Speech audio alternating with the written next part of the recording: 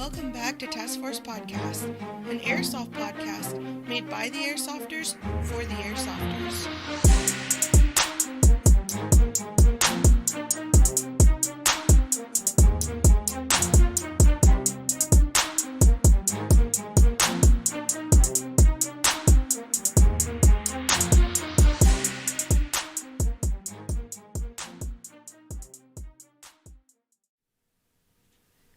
What is going on, guys, and welcome back to another episode Task Force Podcast. I am your host, Snake, joined by my co-host, Nasty, who's always awkward, fucking all the time, like really badly.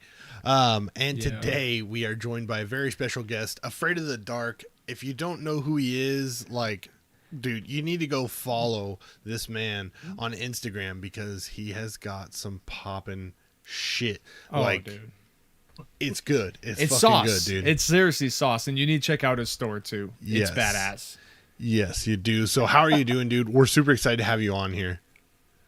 Well, I mean, as I said before, I'm rubbish at talking about myself, so this is going to be interesting. But thank you so much for having the interest to attempt to try and get information out of me. No, I'm excited, man. We'll see how we get on. Yeah, man. Like, I'm super excited just to hear about, like, how this whole thing kind of came about and what you what made you decide to start doing this?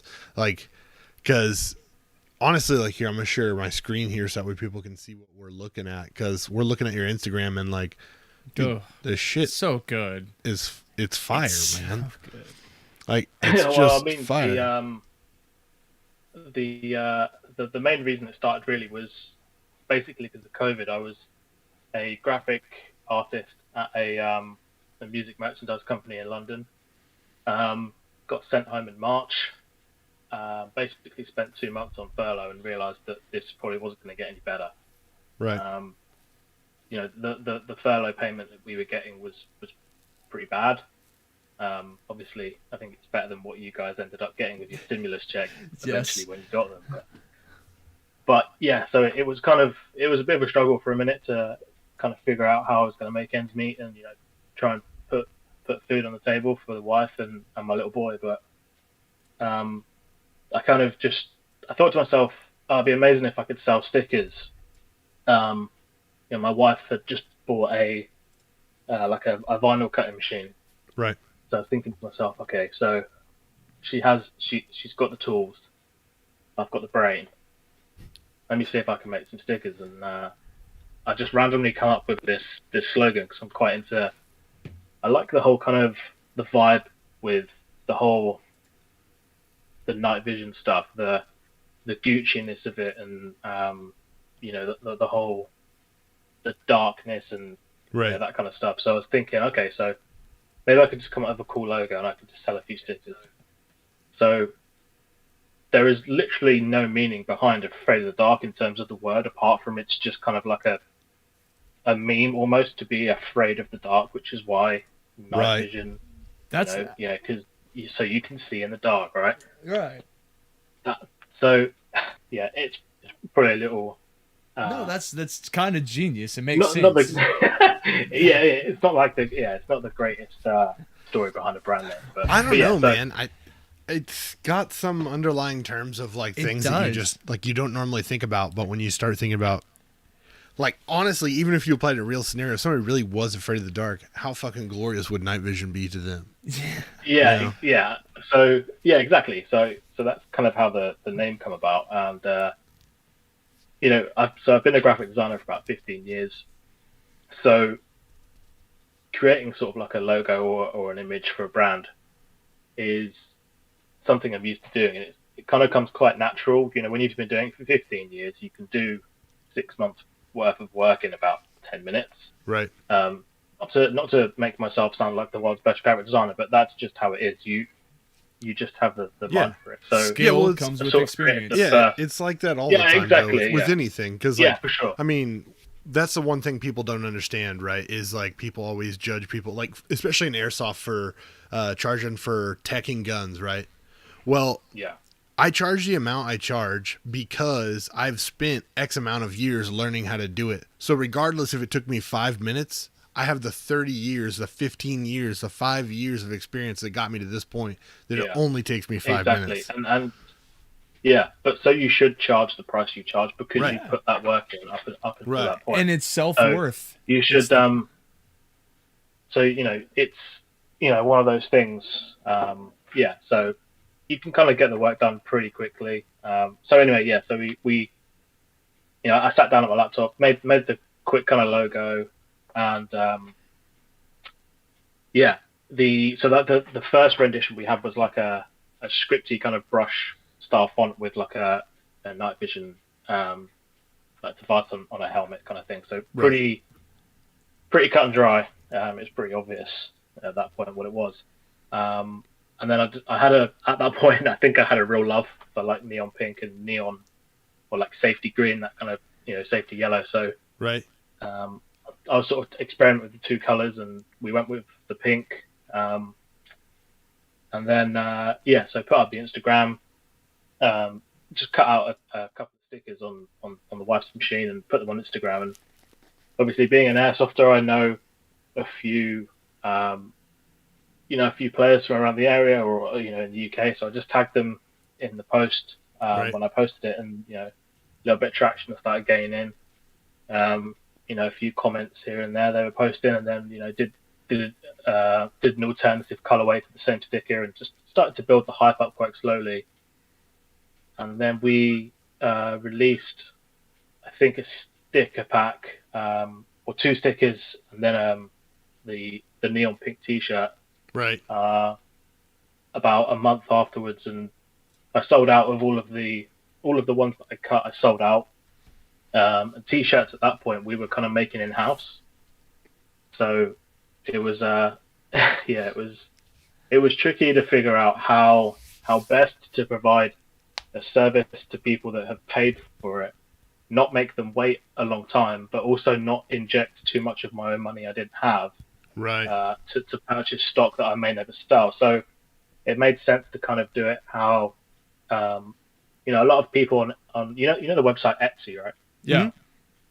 In the States, like it's all kind of like handmade, so there's like an expectation that you're going to wait for it to be delivered. Sure. So that's kind of that was kind of the premise. I was thought, okay, well, I'm sure people are like going to be fine with waiting, like 10 working days for a T-shirt, and they were like people were fine with it. So so we did that, sold out of all that stuff, and then I don't remember the point of which it kind of really spiraled out of control, but I think it was maybe a drop after that first one, maybe a third drop. I can't even remember what it was we even released, but it just went crazy. I just woke up one morning and I had like people spending like £300 on an order. And I was like, this is insane. But this is also a lot of work that I've now got to, put in myself to try and, make sure that I can get, I think it's like 150 orders to these people in a sensible time frame.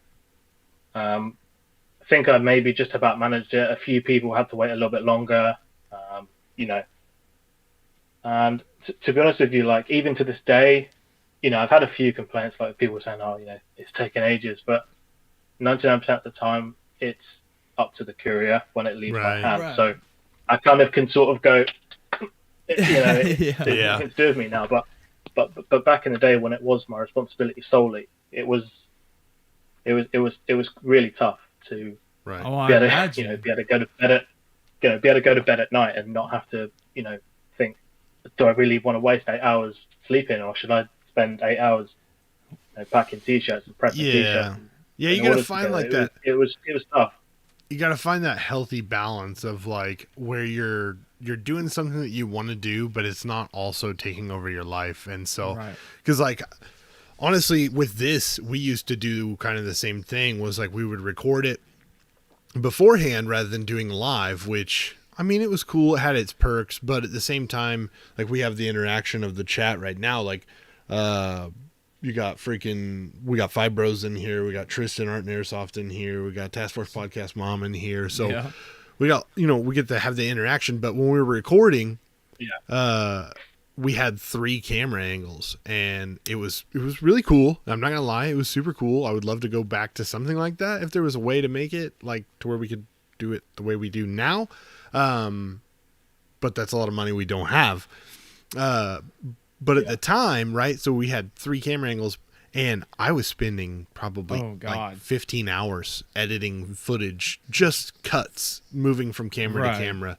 And then you got to stop and, like, you know, I felt kind of like you were talking about, is like, you're like, well, do I really go to bed, or do I just sit here and pound this out and get it done with, so that way I know that it's good and I don't have to worry about it? And it just got to be like, it was like, man, this is just too much. Like, well, there's got to be a better way. Yeah. And with that always comes innovation and moving forward to the next best thing. Sure. So I think that's really cool. The exact same thing. Yeah, I mean, the exact same thing happened. You know, I sort of thought, you know, this isn't, it's not healthy to not want to go to bed, which is totally normal. And I think a lot of the people that are in the sort of community of doing these drop release brands and this kind of thing, a lot of those guys are probably feeling guilty about having time to themselves, because it is really hard to be able to take 10 minutes away from your phone, you know, and not be responding to, you know, DMs on Instagram or Facebook messages or emails. It's really hard. And I mean, I try my best to keep up with them as much as possible. And thankfully, people are pretty intelligent. They'll use the email if they need to contact me for a reason. And if they want to just, you know, say, hey, on Instagram, then they'll use that. And it makes life, like, so much easier. But, you know, I mean, I know there's that, you know, Forward Observation Group, I'm sure are probably thinking to themselves, like, you know, their drops are huge, like thousands of orders, like tens of thousands. And I'm sure they probably feel the same, you know. They probably feel guilty when they go to bed at night because they're not at their warehouse packing orders. And then you see the fallout from that. You see people on Instagram, you know, flaming them for the fact their order's delayed and or for whatever reason it may be. But, you know, on the face of it, you know, it's important that you take a step back and you take some time to yourself, because it's not healthy to be you know, sat in the office 24 hours a day, because it's no good to anyone. Yeah, dude. No, I agree. You gotta make some time for yourself. Like, you can't, even if you're doing something that you love, like, people always say, like, oh, if you do something you love, you never work a day in your life. Like, that's also kind of bullshit, dude, because you really spend a lot more time doing it, because you're right, you don't hate doing it, so you don't mind doing it more. But you still have to make time to be able to get away from that to do, especially if you have family. You know, personal care is big. You know, self-care is something, because if you're not running, your product's not running. So, exactly. Because if you sit there and you just work on getting orders out and doing that, like, how are you supposed to come up with anything for the next order? How's your shit supposed to continue to be fire like it has been? You know what I mean? Like, they just, like, when you're really, honestly, when you're looking at your stuff, man, like, honestly, you've got it, just with anything, it's just getting better every time. It's a whole new level of stuff. And when he brought up that we were gonna, you know, try to get in contact with you, or I'm not sure how it worked. Anyway, when I jumped on your Instagram, dude, instantly fell in love with all your pictures and just the meaning of going dark airsoft. That's kind of, it's, in my head, it was kind of like grungy. It was cool, you know, it's hardcore, you know. And then I jumped on your store, bought shit right away. I had to have it, man. Because I love supporting. Yeah. And it's just a dope ass brand. Yeah, so Nasty has placed an order for sure. It's already in, and I'm sorry to make your life harder. And now that I know this, so I apologize for that. No, man. Yeah, I mean, you know, it's always like it's a constant grind. Always trying to come up with new ideas for stuff. Like the drop we had last night was basically just a restock of stuff that I was hoping was going to be. You know, I was hoping it was going to be in the drop before. Right. I don't like doing drops as regularly as we have been. It kind of feels a little bit seedy. And the intention isn't to constantly try and take people's money. The intention is to get product out to people who want it. And I think there's a fine line between. Yeah, there's a fine line, because you got to remember, like, you're getting new people every day, people who didn't know about you. So then they're coming in and they're like, they think you're just a normal shop, right? Like, honestly, that's how I expected. Like you were talking about Forward Observations. Like, dude, I follow those guys. I've been on their shit for a long time now, and I didn't quite understand the idea of just a drop sales company. I didn't get it. Like, I'd never dealt with it, I guess, before. So I'm going to their website. Like, I'm trying to find a hat, and you can't just buy one. So I'm like, what the fuck? Like, how does this work? So then, you send them a message, and then they're like, oh, well, we do drops. Okay. Well, when's the fucking next one? Because I want to give you some of my money because I want some of your product. So it's like, to me, I don't take it as like, if you do drops often, that you're trying to get people's money. It's that you're doing drops often because you have the request from people to give them product. That's what they want. 100%, they want the product. I mean, most of the time, stuff sells out within, maybe on average, an hour after a drop, there's going to be stuff that's sold out already. And right. I'm not talking like small quantities of stuff. Like, we usually get, if there's patches, there's at least usually between, 100 and 150 per design. Right. And I think a lot of the time, like, going back to what I was saying earlier about, trying to take time away, is a lot of the time people expect the Amazon Prime service. Yeah. Right. And I can't do that for you. Right. I sit here by myself.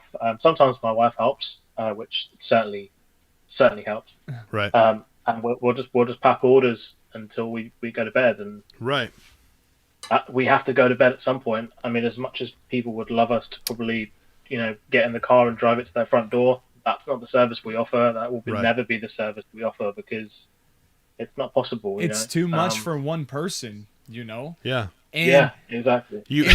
In my opinion, it's like when I looked at your shop, or when I'm at fault for this too. I look at a shop and I'm like, oh, you got 2,000 different things to buy, so I'm assuming you got a massive storage container of all this merch. You got 38 dudes working, Right. But as we see here, one guy, sometimes his wife, is out here banging this shit out on top of trying to live his own life. Right. And that's mad respect, dude. Yeah, that's mad respect. I think hopefully what happens is people see this too, and they get to realize what exactly you're doing. And one, it makes it that much more special because when you get that patch, like, my man's has touched this patch and it has gone in the package and has been sent to you via a label he made. You know what I mean? Like, and that should say something. That should say something about customer service, because customer service is the whole reason why you buy this stuff, right?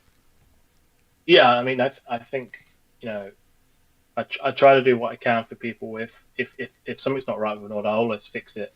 I always say that, nobody's going to get left behind. Right. If I missed your order and it's 2 months old, hit me up. I'll sort it out for you. Like, it's not a problem, and I'll do what I can to make it right all the time.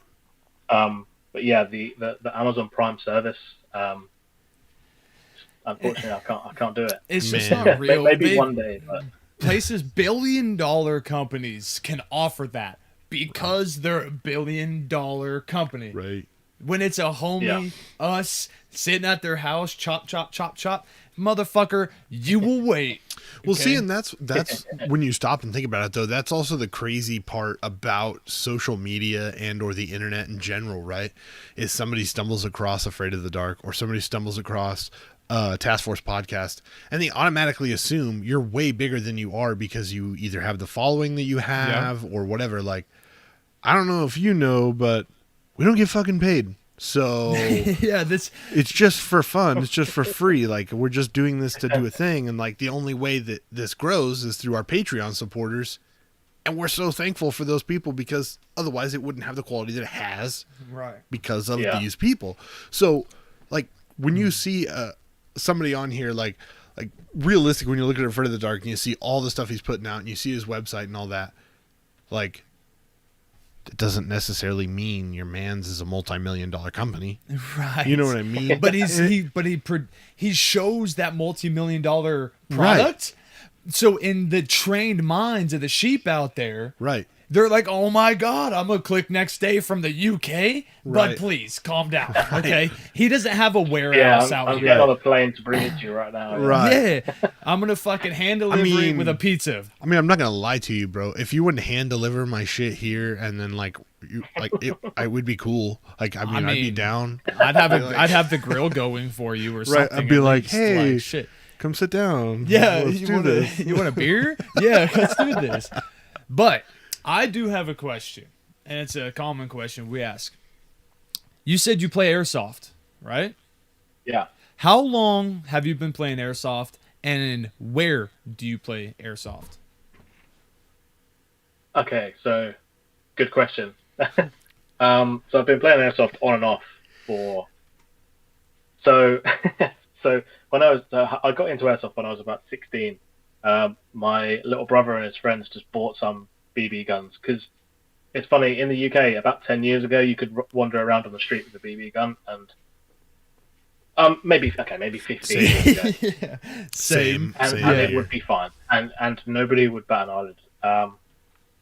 Can't do the same now, but so yeah, I got into it because anybody could buy one back then.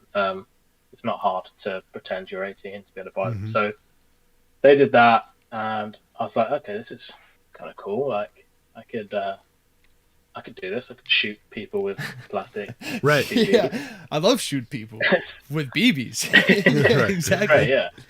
For a vast majority of the time. Right. So they all bought one, and then I was like, okay, I'll buy one as well. And then we were like, okay, well, where are we going to play? I think my brother suggested, like, well, there's some woods like a mile away. We'll just go there. So we were like, all right, sweet. So yeah, we literally just rocked up to the woods, played in the woods. Nobody was wearing eye protection because fuck it. Gang, really bro. That's how I started. Me and my buddies, we just ran around shooting each other and give a fuck about eye, bro. I was like, what's it gonna do? It's a plastic BB, dude. Yeah, it's not gonna explode your eye or anything, but it's fine. Yeah, exactly. Like, yeah, you're not gonna get blinded. Things change though when you start playing properly, and you have those moments where you think, oh, I'm glad I have eye protection on now. But yeah, so we literally just started playing in the woods, and I don't know what happened, but we were playing for like a couple of years doing that same kind of thing, and then I think we all just kind of just grew up a little bit and just kind of drifted separate ways. And me and my brother still enjoy playing it, so we looked to play at like the most sort of the most local site to us, which was in Worthing, which is where I live now. And we just rocked up there with basically nothing.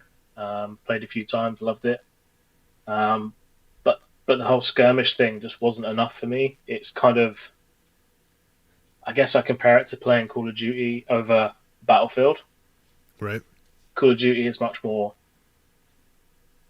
It doesn't take as much brain power. Right. You can kind of just you can just turn up and you can just have a good time. Yeah. Right. Battlefield takes a little bit more something. So Milsim's kind of my thing.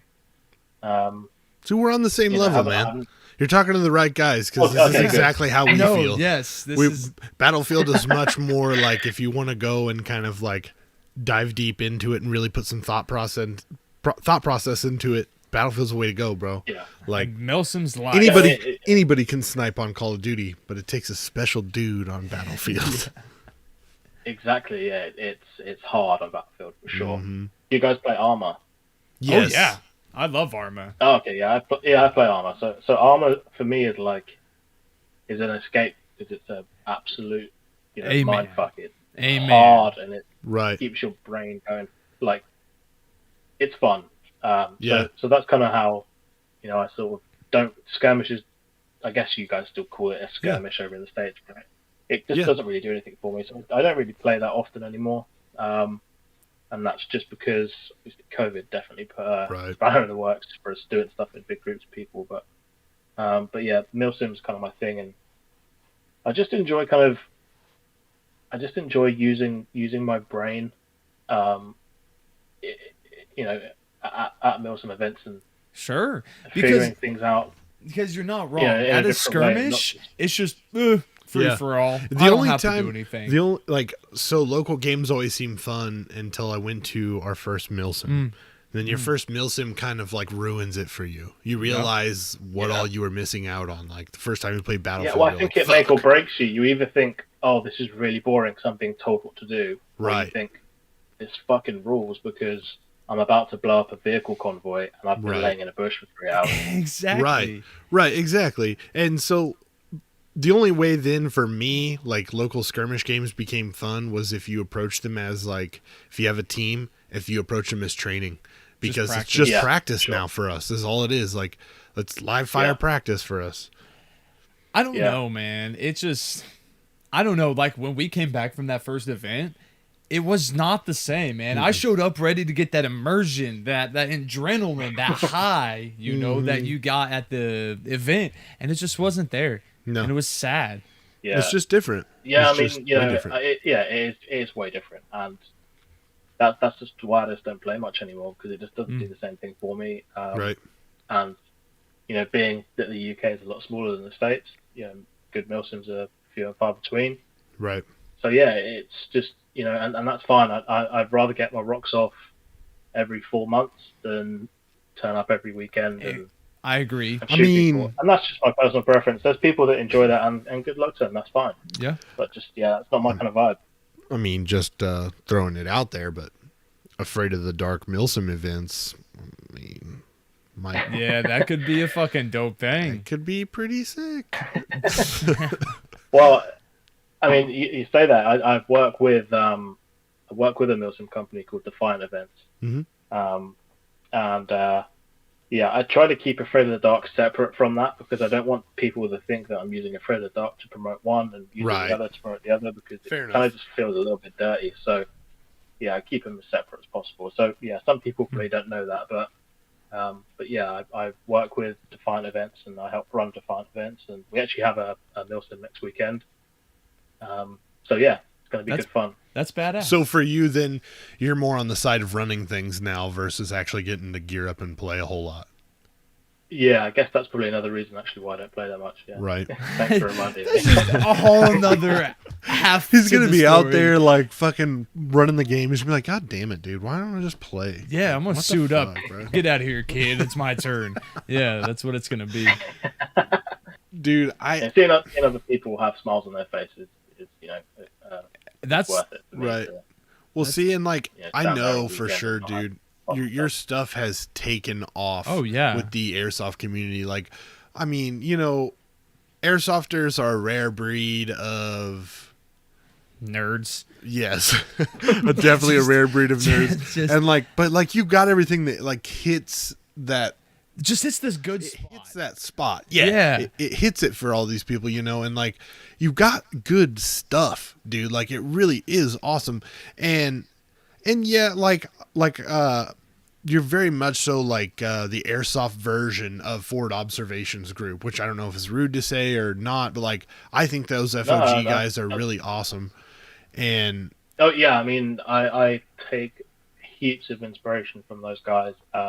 I've been admiring their stuff since basically day one. Right. Funnily enough, I don't actually have much fog stuff. I've got a couple of caps, but that's too hard to get.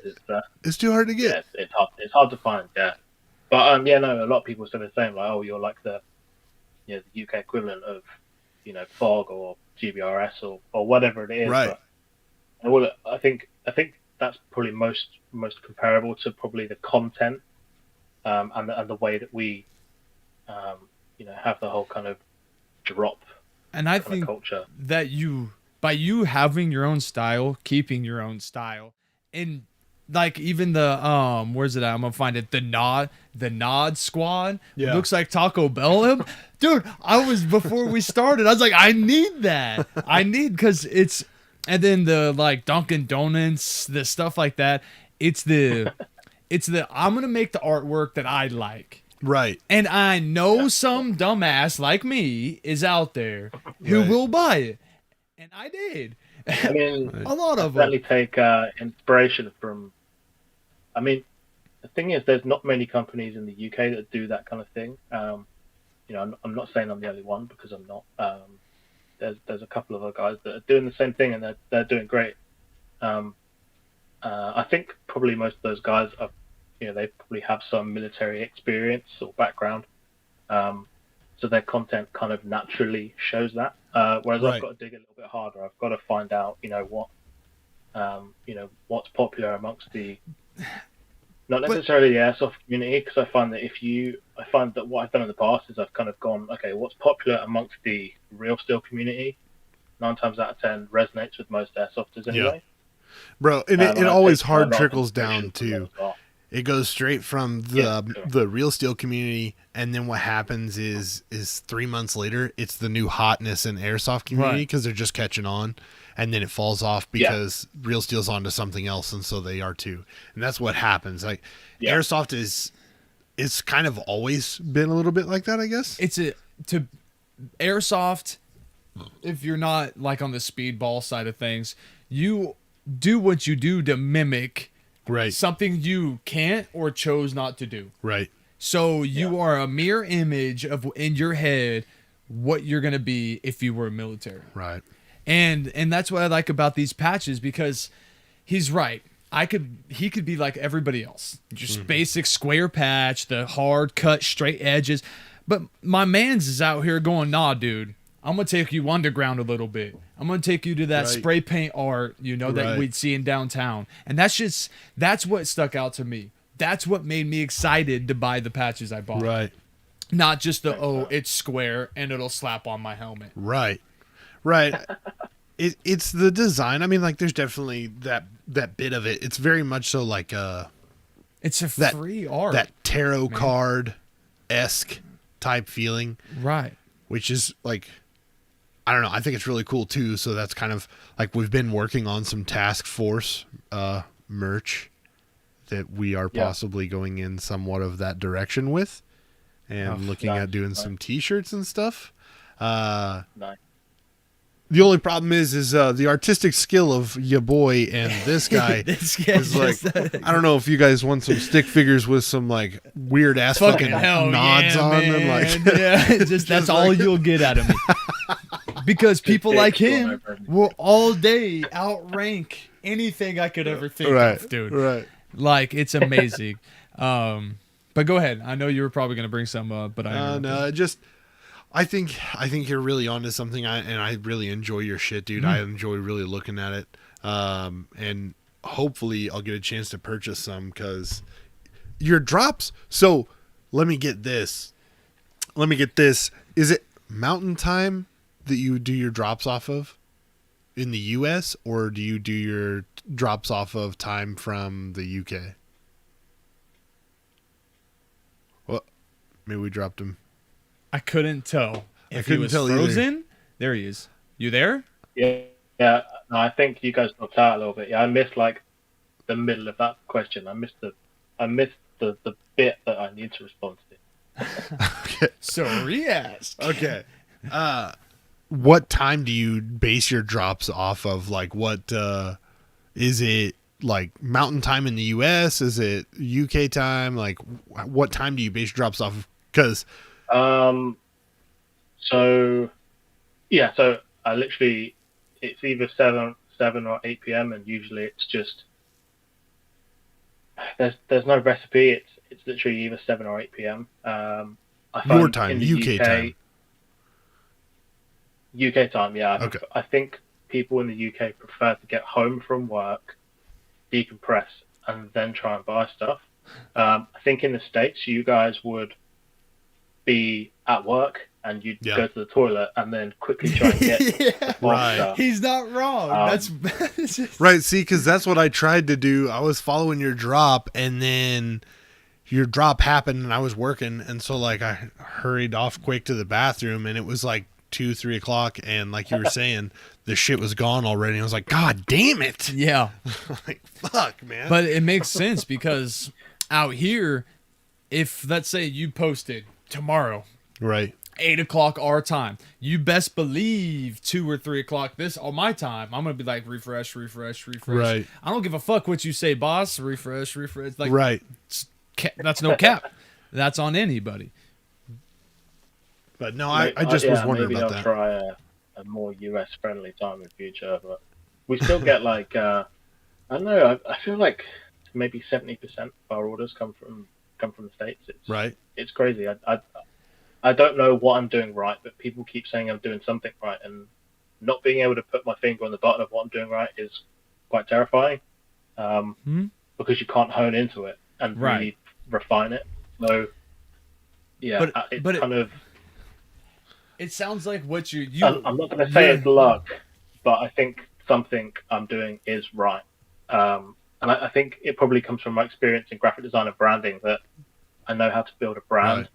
And building my own brand is absolutely fucking terrifying, and it's the scariest thing that I think I've probably ever done and probably ever will do, apart from being a dad, which is much more terrifying.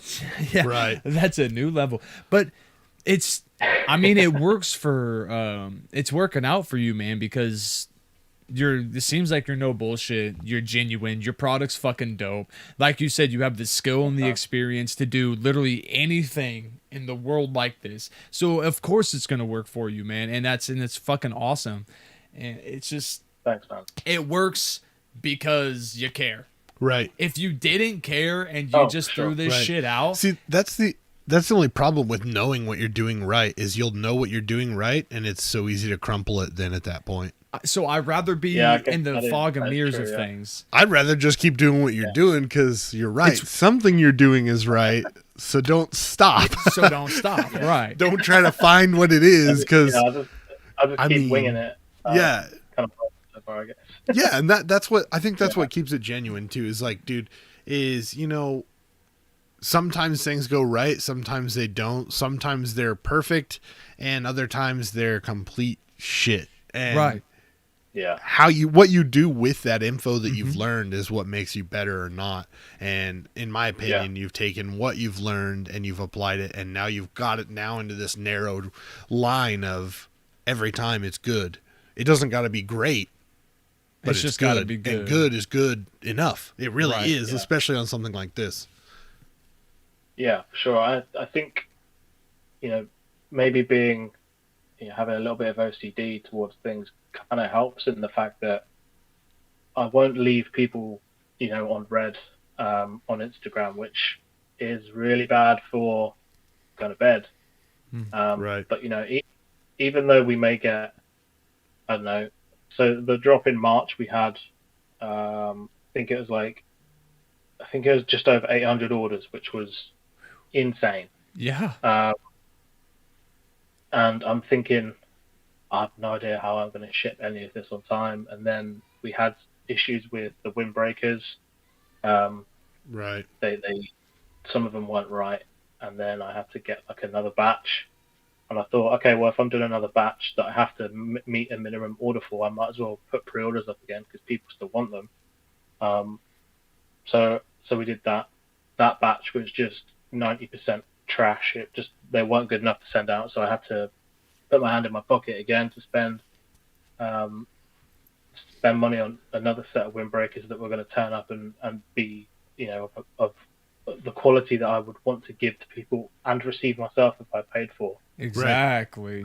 So yeah, that drop was huge, but lots of lessons were learned. Lots of money was lost. It was a hard one, and a few people reached out and said, like, don't worry about it. Like, just it gets here when it gets here, and being told that from a customer is like the best thing you could hear in the world, aside from them obviously ordering something in the first place. Right. Is when they get it and when they understand that you're not Amazon Prime. Right. It makes you feel so much more comfortable about doing the job that you do. But there are occasions where, people open a PayPal dispute and they don't even, hit you up and give you a chance to rectify it outside of that. And that really affects me. Like, we get, a few hundred orders. One person being super negative literally just completely just, turns the world dark for me. And I just think, man, that sucks. And that's hard. It's a hard thing to push through. Yeah. You got to look at that shit and just be like, fucking gone. Well, because I can tell you how many. Yeah, anyway. So if motherfuckers are out there who are like, you know what, man, you're doing your best. I get it when I get it. I bought it because it's badass and it's just off the wall merch. I'm gonna live without it. I didn't have it in the first place. I don't, I'll get it when I get it. But when you get those guys or women, mostly women probably, haha, yeah. So like they order something, I'm like, I want it now. Well, that's too fucking bad. The world don't work that way. Right. I know when you're brainwashed world it does, but well, you got to think like there is like I understand waiting for a product. This is actually very key for something that's been going on in the airsoft community right now. I understand waiting for a product, and I understand that it takes time on some things, and I understand that editing isn't necessarily always easy and able to get done very quickly. But there's also a time where it's been too long and it's been way past due. And if you've made a commitment to your customer 3-4 times and every time you've dropped the ball, that's on you. That's on you. So when people start asking for refunds, you should try to salvage what you got. But I mean, that's just something that's going on in the airsoft community right now. It doesn't pertain to your situation, but I thought it was something people need to hear, especially since we're on the subject. That waiting for some things is good, but there's a time frame that's too much. That's happened at least once I can think of, and it doesn't make me feel good that the guy had to wait like I think it was like 3.5 weeks for what he ordered, but it was right in the middle of the whole windbreaker problem, and that's the downside of doing pre-orders is there's a wait time for them to get to you. There's a wait time for them to be in production. Right. 9 times out of 10, if that company has a bigger order come through, they're going to push that one first. That's and priority. So, it's happened and it sucks. And I reached out to the guy and I refunded him for his entire order. And I said, look, I'm really sorry. I hope this doesn't negatively, affect the way you think of me or Afraid of the Dark, because our intention is not to keep anybody waiting ever. If I could hand deliver every single package, I would 100% would do that. Amen. We don't live in a world where that's possible yet. Elon Musk hopefully will change that for us at some point. The difference is right there though that you care. Like you actually care that you're not hitting a deadline, even that you've set maybe for yourself mentally. What I was talking about in the airsoft community that's going on right now, the guy gives two shits. Yeah, he's on to the next bigger, better thing. So if you know, if you don't know, I'm going to leave you in the dark on it. Unfortunately, maybe you can throw on some nods and figure it out. Yeah, don't get scared. Because I promise it's all good. But, I mean, if you went through our Instagram, you'll figure it out pretty quick. But I'm just saying, though, to have a genuine product maker like him. Yeah. Actually care and tell you I'm sorry for something you should already know. You're pre-ordering something. Right. That's on you. If it takes 6 months to get there, get the fuck over it. Right. And you got to respect that if the product maker himself says, hey, these don't fit my standard, that means that in the long run, he's saying it doesn't fit my standard for me, which means it wouldn't fit your standard for you. So why would I send it out? Right. Why would I give you something like he said that I don't even want to fucking purchase? Right. So everybody, calm down. Right. You get it when you get it. Right. And I don't know if that's something you have like a disclaimer on. Like, hey, these pre-orders take time, especially if you live in America or wherever you ship stuff to, It's going to take time for me to get it, and it's going to take time for me to get it to you. Right, and then it's also at the discretion of whether or not it met the quality standard that it should have. Exactly. Yeah, exactly. Yeah, I think that definitely gets missed sometimes. But you know what? It's one thing that I kind of want to try to do is get away from the soft good pre-orders. I probably could do that now, but still, it's mostly due to the fact that I don't have a warehouse where I can store hundreds of hats or t-shirts. So, a lot of people say like, "Oh, we should stop doing pre-orders," but then you'd also get people moan because they missed out on the medium t-shirt. So, it swings and roundabouts, and it just so happens that for me, as someone who's running a business, it makes more sense to do pre-orders. Yeah. Because even though people think Afraid of the Dark is quite exclusive because it's a drop, right? There's no reason for it to be exclusive. Like, I don't have a cool background. I'm not a Navy SEAL. Right. I wasn't in the SAS. There's nothing cool about me, and I don't want people to think that there's a standard or some exclusivity based around Afraid of the Dark. It's not about that. It's just literally about not having 700 t-shirts sat in my office, because it's also a working office. Like, my wife works in here. I can't get it to the ceiling with boxes. If I were I do when stuff turns up, but right. See, if I were you though, this is just me spitballing here. Like, the only thing about, like, I love the drops because it is exclusive, but there's times where, like, I'm going to miss the drop, and then I'm going to finally have money, and I want to go and buy one of your products. That's what I really want. And I know you keep a lot of stickers in stock still because they're a lot easier to store. In my opinion, honestly, I would bring up to you, I'd be like, dude, keep 100 t-shirts. Keep 20 of each size, whatever sizes you want to go with it. That gives you 5 sizes, If you can stow 100 shirts in your closet somewhere, fuck. I bet you'd sell them. Order those 100 every month. I bet you sell them every month. And at least you would have some t-shirts for a week. At least you'd have them for 2 months because or you whatever. can do the initial drop. And then when someone hits you up, oh my God, let me know if someone cancels, I'll buy it. Right. You can be like, nah, dog. Or you can have that specific t-shirt on your website all the time. But drops also make a person feel special. Right. Okay. So if I'm waiting for a drop to come from my man's, Afraid of the Dark, I'm going to be sitting there like, oh my God. And if I was able to get something, that just made my life. Right. Fuck the guy who didn't get anything. True. That's like, you weren't as fast as me. Right. And then, but at the same time, it's like the challenge. Can I get that product first? Right. Because I'm sad now. I missed your last drop. I guess I just view it from like a random ass broke dude who's like, damn it, this drop's gonna be on my payday. Like, fuck. I think we lost him again. We'll give it a minute. But no, Zombie's right. It's like if a game, like any game after 2016 that's been dropped has just been pushed. Oh, I think we got him back. Maybe. Oh, there it is. I don't know why it keeps dropping out. My internet's usually really good, but I don't know. You're so far away, maybe that's possibly. Yeah, it could be. I don't know, but no, man. I think everything's really freaking cool. But it also means like we got to step in and we got to do this. We got to do the knockout segment. We got to let them. Yeah, we got to let get it done. Let's see here. Yeah, roll the clip. Roll the clip. Whatever, dude. Oh, man. So, of course, if you guys don't know by now, KWA Fight Night Knockout segment we talk a lot about KWA Fight Night.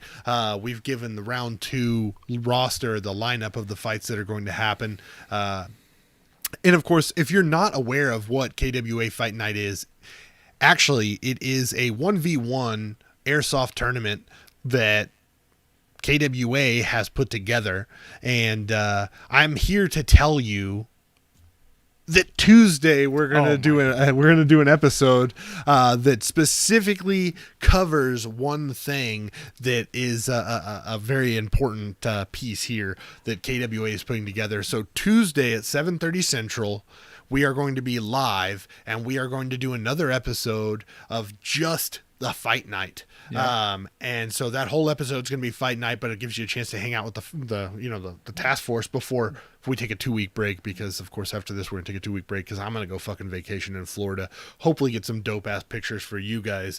But what I'll be able to do is Tuesday we'll be able to get on here and we'll be able to tell you guys about what's going on with Fight Night, because I'm here to tell you right now that it is much more than just a 1v1 video series, and that they are planning on doing something very special about it.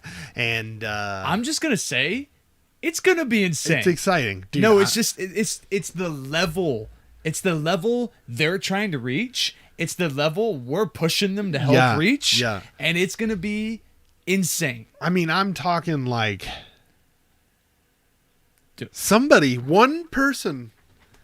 It's crazy. Dude. It's crazy. You guys are going to want to be there. Yes. So Tuesday, again, 7:30 Central. Make sure you tune in. Task Force Podcast.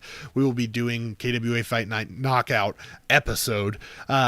in which case we will cover with you guys what is actually going on with the fight night and where this is going to be going, because it's about to get more intense. It's about to get more competitive. And it's going places. It's going to go places. Many places, actually. Yes. Outside of the 1v1 world. Yeah. And that's going to be kind of spicy, man. Okay. There's been some rumblings, and maybe the Mill Simmers are going to have some stuff to do, but I don't know. So you better be ready where the team's at. Mall cops, all the boys. What are we up to? I'm just saying, if you haven't watched KWA Fight Night, make sure you go do it, because seriously, they're setting a new standard on 1v1s, and they're giving you that content, that 1v1 content, that 1v1 fighting that you've always wanted to see since, you were playing Call of Duty and you were 1v1 Kids on Shipment or Rust. You guys basically are what created this whole thing. So I'm telling you, Tuesday, tune in. You're going to want to find out what's going on. I'll give a little bit more info through Instagram about times, and maybe we'll hint some stuff, but it's definitely something you're not going to want to miss. Go follow KWA. Yep. All their Instagram accounts, because I know there's more than 7. Give us a follow, because you're going to want to keep up to date. Mm-hmm. It's going to be lit. It's going to be insane. Yes. Tuesday. 7:30 Central Standard Time. Yes, 7:30 Central Standard Time. That's 8:30 for the Eastern Simps, and 5:30 for you Western Coast people who are Simps. Simps are just way too high to understand what time it is.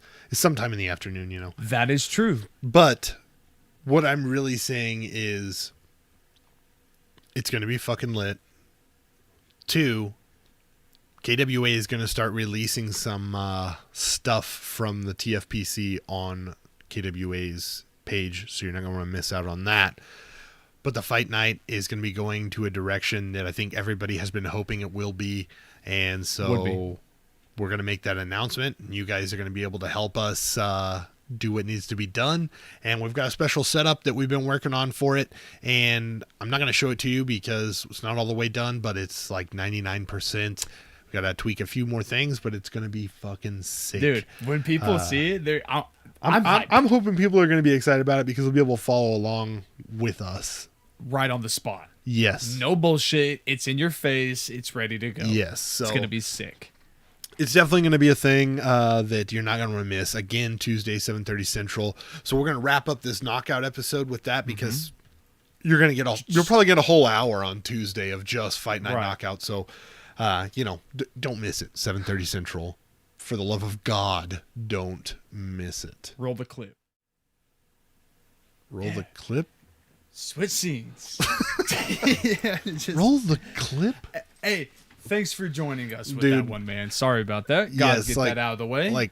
But no, I mean, thanks for coming onto the show and talking with us and giving us some insight of who Afraid of the Dark is. What he cares about. And see, that's what I love, is when people come on the show and show who they really are. Mm-hmm. They don't need to be fake like some other situations have had to happen. And that gives... my respect probably doesn't mean a whole lot, but I give my respect to you, man. Okay? No, seriously, I do. It doesn't matter. It does, honestly. I mean, even if you buy a sticker, even if you just follow us on Instagram, it means something, because it's in the right direction of... I don't know where this is going to go. I don't know how long it's going to last for, but a like, a follow, dude, buying a sticker. As long as you keep being original, I appreciate everything. You're going to go forever. And I'll be honest with you, I don't know how the fuck you only have 3,200 followers. Because you fucking slackers out there. I mean, honestly, if you guys are not following Afraid of the Dark Co., you need to go do that, because my man's here has got the hotness, okay? You're going to need to go, and you're going to need to pick up the stuff on the drops, because trust me, it's up your alley. And, I want those shorts. Shorts? Or is that were those shorts? I'm pretty sure that's the rain jacket or the windbreaker. Oh, I'm retarded. Okay. Yeah, you are. Oh, yeah, it's fine. People were asking, why is your face blurred? Because it's fucking dope. That's why his face is blurred. I can. Okay, assholes. Okay. Yeah, I get that quite a lot. Oh, why'd you blur your face in photos? Well, for a start, I don't kind of want to be some weird celebrity who's just, pasting my face over everything. Right. I'm just not as handsome as people think I am. Oh, so, dude, trust me. You've seen me, so like you're fine. Trust me. But no, I mean, go pick up some stuff. Look at that. I mean, look. He's got a few left in stock, man. Right. That diamond, the orange diamond one. I know. Louis and Gucci. I'm just saying, if you guys don't pick up anything from him, you're missing out. And trust me, suck. You could be the hotness on the field, but right now you're not. So. Because you're gonna let me be hotter than you when I get my patches, right? Okay, we can't have that. Nasty's gonna be walking around. I think there is some stuff left in stock, actually. Yeah, it's just killing me. You can be walking around like, "Where's my handbag? Where's my purse? I just showed up with my Starbucks mocha Glota drink. Extra foam. Extra foam. I don't fucking know what I'm 6 sugars. Triple shot of decaf latte. Yeah, he's probably mad as shit. He's like, I love Starbucks. Fuck you guys. Okay. I do actually like Starbucks. See? The fuck you guys just needs to come. So, follow my man's Afraid of the Dark. Yes. Okay. Clip this. We'll clip this, send it to you. I'll be your disclaimer. Okay? When it comes to drops, okay, for Afraid of the Dark products, it's going to take some time. Okay? So if you purchase a product, just know. Oh, you're going to be my echo? Yep. Okay, just know. It's going to take a little bit. A little bit. So if you're in the States. In the States, man. And you order from the UK. Time will be taken to get that from here to there. Also, it'll take time for my man's to either handcraft your product or get it from whoever he gets his shit from. And yeah, and if it's not quality to him, it won't be quality to you, so you won't get it. You won't get it. So, talk to me about it. Nasty actual Instagram. Just buy it. Just buy it. No, seriously. Like, this is product I would love to get behind. Like, this is some good shit. And if I miss the next drop, send all my unhappy customers. If I miss the next drop and there's a windbreaker and I don't get a chance to buy, I'm gonna be pissed. If you're not buying Afraid of the Dark product, you're suck ass. It's all right. Hard, just hard. Like, do you see my man's Taco Bell Nod Squad? That's fucking god tier, dude. Okay, I needed that in my life. But. Dude, thank you seriously for coming on the show. It's a big massive excitement for you to come on here. I love your work. Don't stop doing what you're doing, and don't try to figure out what you're doing right, because I don't want you to ruin it. Because this is working. Yeah, it's fucking awesome, dude. So keep cranking them out. Keep doing some of that gang shit, and we'll make it fucking happen, dude. Like, I can't wait to pick up some of this shit on a drop that I can hopefully not be broke for. So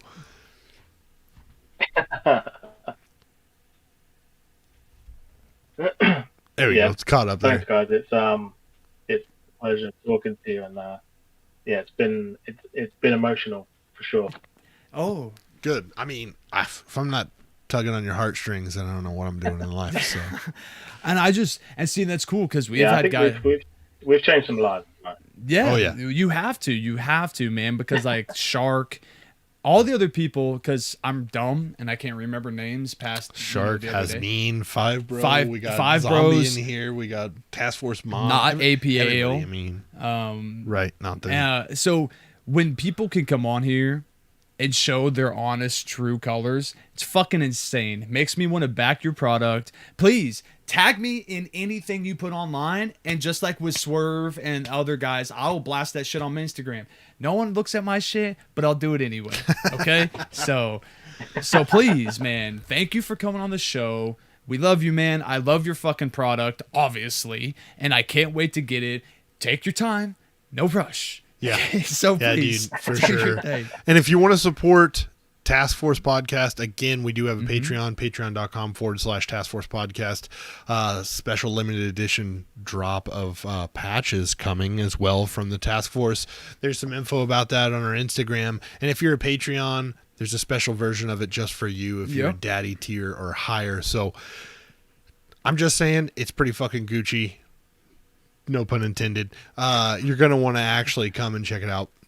I think they're fucking sick. So, but we love you guys, and we will see you on Tuesday at 7:30 Central for KWA Fight Night episode. Afraid of the Dark. Instagram, go follow them. Yes. I will see you later, man.